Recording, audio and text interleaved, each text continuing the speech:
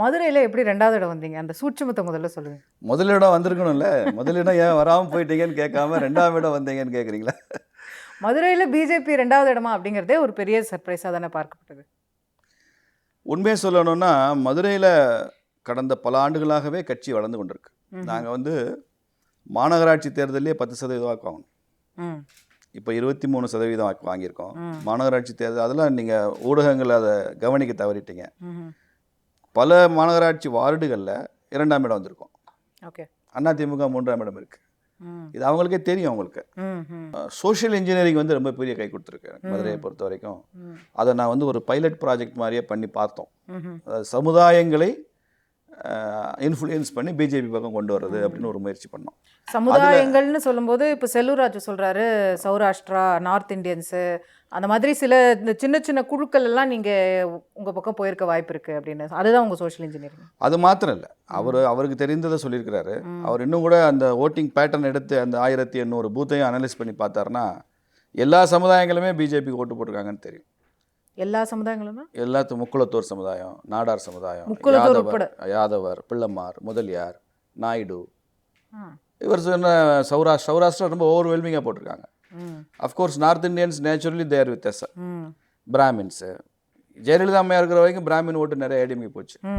இப்போ அவங்க இல்லாத போது அது அந்த ஓட்டு தமிழ்நாடு முழுக்கவே பிஜேபி பக்கம் வருது. இதெல்லாம் நான் ஏதோ ஜாதி வாரியாக ஓட்டு கேட்குறோம், ஓட்டு பிரிக்கிறோம் அந்த அர்த்தத்தில் புரிஞ்சுக்காதீங்க. ஜாதிகளை ஒன்றுக்குள்ளே ஒன்று மோத விட்டு வாக்கு வங்கி உருவாக்குறது இல்லை. குறிப்பாக பட்டியல் மக்களையும் அந்த பகுதியில் இருக்கிற பெரும்பான்மை மக்களையும் 2 பேர் வாக்கு வங்கியாக பிரித்து பண்ணுறதில்ல. 2 ஹார்மனி உருவாக்கும், நல்லிணக்கத்தை உருவாக்கி வாக்கு வங்கி உருவாக்குறோம். அந்த முயற்சிக்கு வெற்றி கிடைச்சிருக்கு. ப்ளஸ் இது வந்து பண்ண முடியுது, மத ரீதியாக பண்ண முடியும். 2வது சோஷியல் இன்ஜினியரிங் 2ஆம் பட்சம் தான். முதல்ல வெற்றிக்கு காரணம் கட்சி. ஜாதிகளுக்குள்ள வந்து ஹார்மனி உருவாக்கி ஒற்றுமை உருவாக்கி ஓட்டு வாங்குறோன்றீங்களே, அதை மத ரீதியாக ஏன் பண்ண முடியும்? நாங்கள் தயாராக இருக்கோம், பண்ண முடியலையே. ரெஸ்பான்ஸ் நடக்கல. சில இடங்களில் பார்த்தீங்கன்னா ட்ரக்குக்கு நான் மருந்து கொடுத்துட்டேன், அந்த பெஸ்ட் டாக்டர் பெஸ்ட் மெடிசன் கொடுத்துருப்பாரு, பேஷண்ட் ரெஸ்பாண்ட் பண்ணலம்பார். அது மாதிரி நாங்கள் we are available for harmony to all sections of people. எந்த அளவுக்கு நீங்கள் ரெஸ்பாண்ட் பண்ணீங்க, நீங்கள் எவ்வளோ நம்பிக்கை பெறுறீங்கன்றதானே சார். இஸ்லாமியர்கள் கிறிஸ்தவர்கள் இன்னி வரைக்கும் உங்களை நம்பலை அப்படின்னா how to gain their trust? நீங்கள் எப்படி உத்தரப்பிரதேசத்தில் உள்ள இஸ்லாமியர் எப்படி நம்புறாங்க? ராம்பூர்னு ஒரு கான்ஸ்டுவன்சி. உத்தரப்பிரதேசத்தில் எங்கே இஸ்லாமியர்கள் ஓட்டு இந்த வாட்டி நீங்கள் வாங்க இல்லைங்க, ராம்பூர்னு ஒரு கான்ஸ்டுவன்சி. பிஜேபி எம்எல்ஏ அங்கே 80% இஸ்லாமியர்கள். இஸ்லாமியர்கள் இடத்துல இப்போ ஹைதராபாத்தில் ஓவைசி ஜெயிச்சிருக்காருல, முஸ்லீம்கள் இருக்கிற பூத்தை லிஸ்ட் எடுத்து பாருங்க, பிஜேபி கணிசமான ஓட்டு கிடச்சிருக்கு. 100% முஸ்லீம்ஸ் இருக்கிற இடத்துல பிஜேபி கணிசமாக ஓட்டு கிடச்சிருக்கு ஹைதராபாத்லேயே. அந்த மாதிரி பல இடங்களில் இஸ்லாமியர் ஓட்டு போடுறாங்க. நார்த் ஈஸ்ட் முழுக்க மைனாரிட்டிஸ் கிறிஸ்தவர்கள் 90%, 95%. தமிழ்நாட்டில் மட்டும் வரமாட்டேங்கிறாங்க. தமிழ்நாட்டில் இன்னும் அந்த திராவிட கட்சிகள் வந்து பிஜேபின்னா அது மைனாரிட்டிக்கு எதிரானது அப்படின்னு ஒரு பெரிய நேரேட்டிவ் செட் பண்ணியிருக்காங்க. அதை நம்புகிறாங்க. இங்கே அது ரொம்ப நாளைக்கு அந்த பொய் பிம்பம் வந்து நிலைக்காது, ரொம்ப சீக்கிரமாக அம்பலப்பட்டுருவாங்க திமுக. பட் அதை தாண்டி நம்ம மதுரை பற்றி பேசிட்டு இருக்கும்போது நீங்கள் சொல்கிற உதாரணத்தை வச்சு பார்க்கும்போது இப்போ முக்குளத்தோர் வாக்குகள் அதிமுகவுக்கு போகிறதில்ல அப்படிங்கிற ஒரு நிலை, அவங்களுக்கு அந்த ஒரு டேஞ்சர் ஏற்பட்டிருக்குன்னு சொல்லுங்கள். இல்லை, நான் வந்து அந்த மாதிரி ஒரு ஜாதியினுடைய ஓட்டுக்கள் முழுமையாக ஒரு கட்சிக்கு தான் போகுன்ற தியரியை நான் ஏற்றுக்க மாட்டேன். முக்குளத்தோருக்கு கணிசமாக அதிமுக மேலே ஒரு அதிருப்தி உருவாயிருக்கு. அது எந்த அளவு ஓட்டா மாறி இருக்குன்றத அதோட பெனிஃபிட் உங்களுக்கும் கிடைச்சிருக்கும், திமுகவுக்கும் கிடைச்சிருக்கும். எங்களுக்கு பல இடங்களில் இப்போ மேலூர் எடுத்துங்க, வெள்ளலூர் நாடுன்னு ஒரு பகுதி, இன்னும் அந்த பாரம்பரியமான கட்டமைப்போட அந்த கிராம பஞ்சாயத்தில் நடக்கிற ஒரு பகுதி. நீங்களாம் அதை ஒரு தடவை போய் பார்த்துட்டு வரணும்.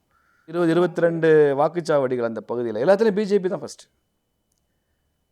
ஃபஸ்ட்டு. அதனால இந்த ஜாதி மாத்திரம் தான் ஒரு கட்சிக்கு. ஆமாம், ஃபஸ்ட்டு அவங்களோட கிராமத்தில் அந்த 22 பூத்தில் கிட்டத்தட்ட 20-25,000 வாக்குகள் அங்கே. இப்போ அடுத்த உள்ளாட்சி தேர்தலில் அங்கே வந்து நாங்கள் ஒரு ஒன்றிய கவுன்சிலில் 2-3 கவுன்சில் ஜெயிச்சிரும். அந்த அளவுக்கு ஃபஸ்ட்டு பிளேஸ் வந்திருக்கோம் நாங்கள்.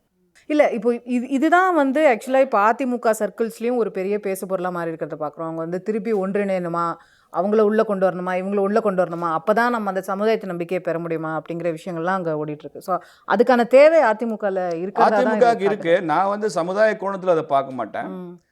உதாரணமாக திமுகவுக்கு எதிரான, திமுக ஆட்சியில் இருக்கக்கூடாதுன்னு நினைக்கிற சக்திகள் யாராக இருந்தாலும் ஒன்றிணையணும்னு நினைப்பேன். அதனால் நிச்சயமாக ஒன்றிணைக்கிற முயற்சிக்கு நான் அப்போ நீங்களும் அதிமுகவோட சேரணும்.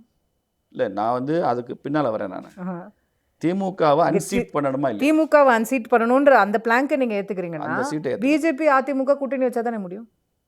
பார்க்கலாம், அது தேர்தல் வரும்போது பார்ப்போம். நாங்கள் அது இல்லைங்கிற இப்போ நாங்கள் உங்க மாநில தலைவர் இல்லைன்ட்டாரு, அவங்களுக்கும் எடப்பாடியாரும் இல்லைன்ட்டாரு. பார்ப்போம்.